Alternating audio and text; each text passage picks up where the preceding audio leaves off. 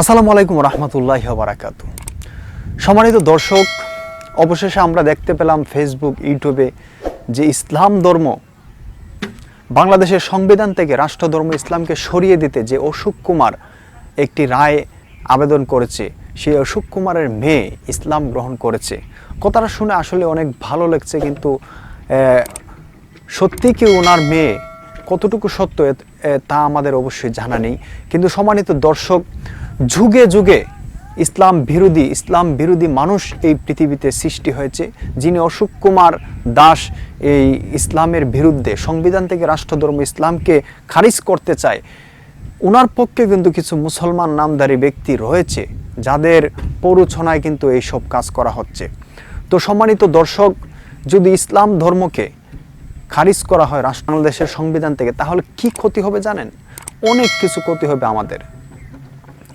এই এখন তো বর্তমানে দেখেন যে জোয়ার আসর হয়, মদ গাঁজা সব কিছু লুকিয়ে লুকিয়ে খাওয়া হয়, কিন্তু যখন ইসলাম ধর্ম থাকবে না এই সংবিধানে, তখন মানুষ প্রকাশ্যে সব খাওয়া ধরবে এবং প্রকাশ্যে মানুষ যৌনচার করবে, প্রকাশ্যে বেপরদায় মানুষ চলাফেরা করবে।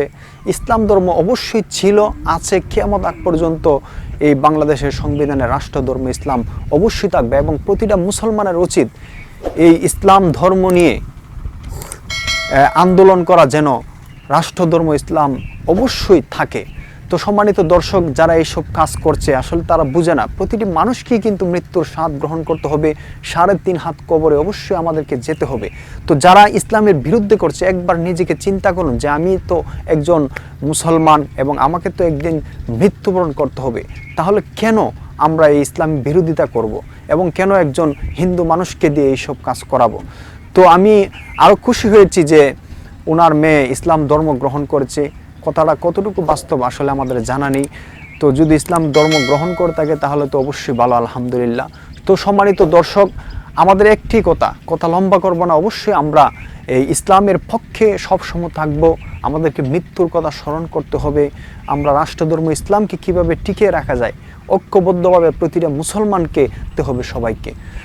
তো এই ছিল আজকে আমাদের ভিডিও। সম্মানিত দর্শক, আমরাও ইউটিউব, ফেসবুকের মাধ্যমে এইসব বিষয় নিয়ে ভিডিও বানাচ্ছি, সোচ্চার হচ্ছি।